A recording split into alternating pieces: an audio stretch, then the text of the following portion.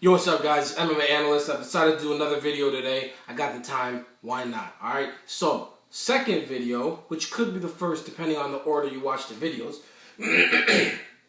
I'm actually going to call this one "Why I Believe the UFC Has Reached Its Peak" / "Why I Believe the UFC Could Be Done Within the Next 10 Years." And when I say the UFC, I mean MMA, because obviously everybody knows that the sport is actually called the UFC, and nobody knows what the hell MMA is anyways. So, let's talk about why I think, I'll talk about it the right way, the sport of MMA will never get any bigger than it is today, and why it very well may die over the next, let's say, 7 years. Alright, number one. There's no new talent. When I say there's no new talent, I mean there's not enough top talent that's new. See, what happens in a real sport, or in a sport that has the best athletes in the world being driven through it, is every single year there's a draft. And you bring in the best of the best, and then they fight with the guys who have already proven that they're the best of the best, and then you have new best of the best as the old best of the bests get old and retire. In the UFC, you'll have 1 or 2 guys a year. Those guys eventually take over a whole division, kill an entire division, not their fault, but kill an entire division because of a few things. Number one, they're fighting the old best of the bests. Let's look at Jon Jones. Came up out of nowhere. Mad talented. Cool. Then started beating people. Cool. Then started beating big names. Big names started retiring. Now he's the top. He's killed almost everybody in the division. The next, they're going to actually kill off probably another new cat that's not nearly as talented as Jon Jones, called Alexander Gustafsson. And at the end of the day, he's going to completely destroy the division. Not his fault. Because in a sport where you have tons of talent coming through, there would be 10 Jon Jones for him to fight. And then guys like Shogun and, Dan Henderson, they wouldn't be number 1 contenders and number 2 contenders because there's just so much new talent. But because of the fact that in the UFC and in MMA in general, there's not a lot of that kind of top talent, you get guys like Jon Jones, Cain Velasquez, George St. Pierre, people who are just so good that they take over. Anderson Silva. Now, why are they able to take over? Well, first they actually go out there and they just do their thing. They start to show that they are a true contender, that they are championship quality, whatever.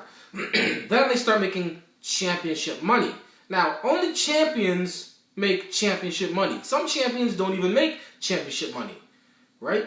I'm talking about, $500,000 a fight, that kind of stuff. Now, you cannot, as a $10,000 a fight fighter, beat a $500,000 fight fighter. Not unless you're Chuck Liddell is a $500,000 fighter and he's like in his last 2 years, and you're, Keith Jardine, and you've found a way to beat him because you whatever.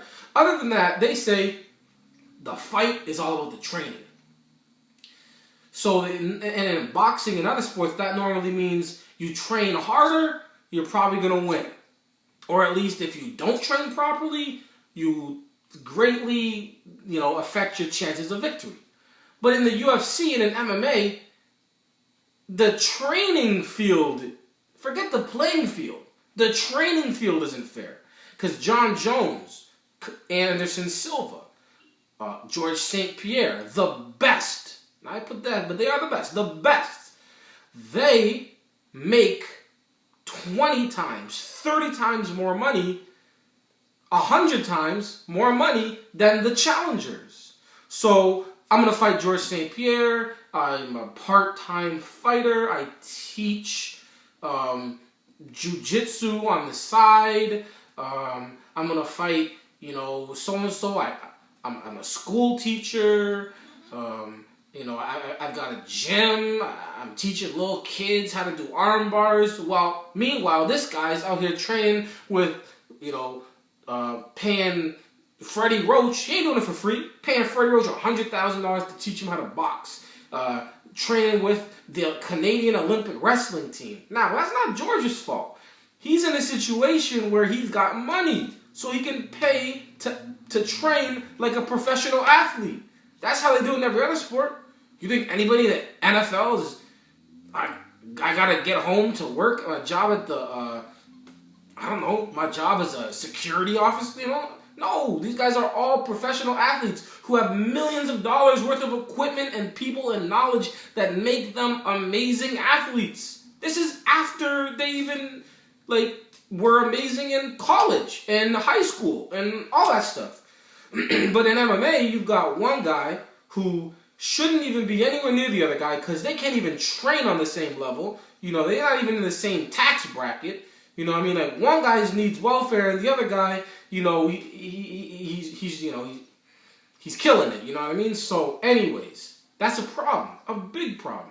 And in MMA, it's unavoidable unless you pay the fighters overall more money so that they can train like athletes, so they can train like fighters. All right. So number 2, because of the fact that only 5% of these fighters or less is getting anything worth even talking about, new athletes, people at a young age, people where you want to look for the next John Jones, those guys are playing football, basketball, soccer, whatever they want, hockey, baseball. They're not training to be a fighter so that they can make $50,000 a year to get in a cage with some crazy lunatic who wants to knock your head off. They will rather put time and effort into swinging at a little ball and knocking it out of a park, or kicking a ball around into a net, or shooting a ball into a hoop, because that's going to make them so much more. That's going to provide for their kids. That's going to provide for their kids' kids. That's going to make them famous. That's going to do everything that they want to do.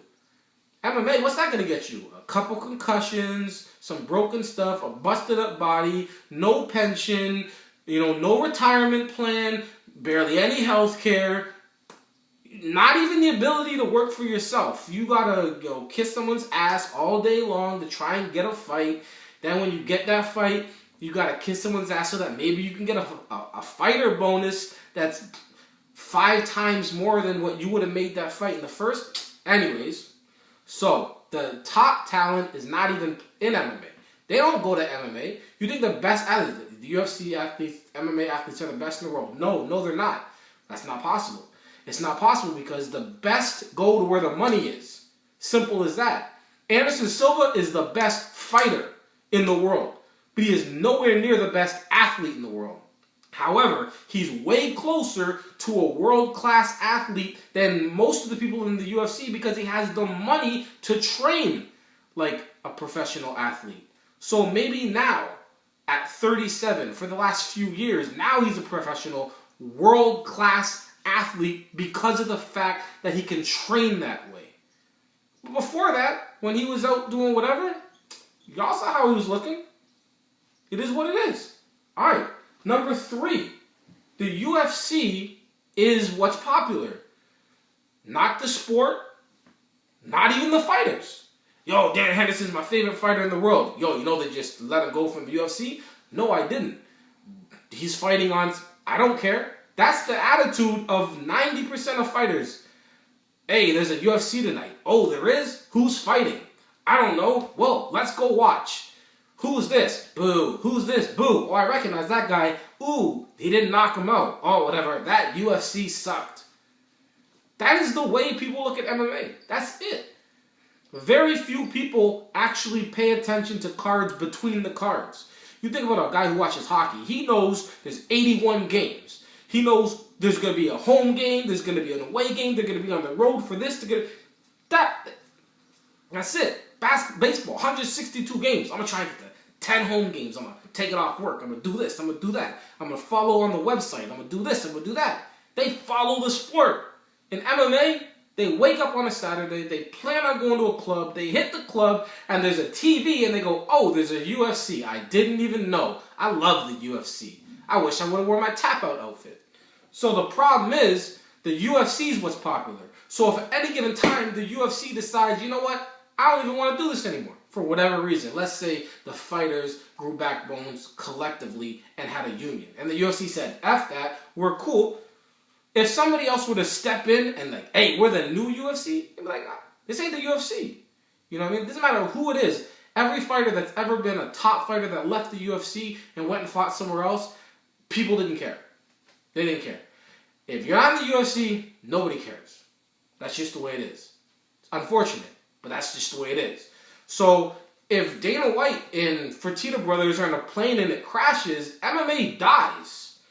Or like somebody has to like come over and pick up the pieces and try and put it back together, because without the UFC, nobody watches MMA. Nobody. Simple as that. Last but not least, the way to win is boring. So you got a lot of wrestlers coming up. They realize, yo, look at the guy that like, I'm not as talented as Anderson Silva. You know, I'm not as talented as, you know, John Jones. But I sure as hell have been wrestling a long time, and I can take this dude down and I can win. And the way to win is boring to the average person. So the sport doesn't actually get new fans. You put it on free TV, people tune in. So far, you might have had like 1 out of 5 where it's like, wow, that was really exciting as a card. I might be interested in this new sport of fighting. But the way to win is boring. And if you look back to it, if everybody was a world-class athlete who had the ability to train at a world-class level, then the fighters would be better and they wouldn't rely on laying on somebody. Now, George St. Pierre, he's a great fighter. He does that because it's a game plan. Because these other guys can't stop his takedowns. But if other fighters were as good wrestlers as him, they would keep it on the feet. Or if they were as good as he was on the ground, then they would compete with him on the ground. Half of MMA is just a cardio match. Who's going to get tired first? If I take him down in the first, he will not be able to fight back in the second, and then I can get a decision. But that doesn't happen in sports where people are making millions of dollars because everybody trains. I'm going to take you down. What happens? I'm going to get right back up because I trained too at the exact same facility. I also paid somebody $100,000 to help my boxing. I was not as good on the ground, but I paid this guy. I trained with this team. I'm a professional, full-time athlete. That's the problem here. You got full-time athletes beaten up, part-time. You know, I don't call them part-time athletes, just part-timers. Dudes who want to make, you know, get on TV. So that's the whole thing. If everybody had a fair playing ground in training, and then you brought in new talent who was like, this guy could have been the best basketball player in the world, but he chose to be a 6'9" ridiculous striker in the UFC, who also had great takedown defense and all that other stuff. And if that was the case, then UFC and MMA as a whole would expand huge, because you would actually have that happening. But it's not a time thing. It's not like, oh, we need more time. No, they're not getting paid more, so it's not going to happen. You can do 1,000,000 years the way it is right now, but it's not going to happen because the other sports are paying 20 times, 100 times more. It's less dangerous, more reward. It is what it is. So look at it all together. You know what I mean? It's all one thing. It's just the different branches off the same tree, as to why I say if there's not a lot of changes, if they don't start paying fighters, if they don't make the UFC a reward, right? Just being there rewards. You don't understand, if I fight in the UFC, that doesn't change my life. It doesn't change my life in any way. You know what I mean? If I get signed to the Lions, whoo, that's it. My life has changed. I gotta be smart. I got money in the bank. You know, and if I can get through a few years, then I'm gonna be really good. And if I can get that pension, then I'm set.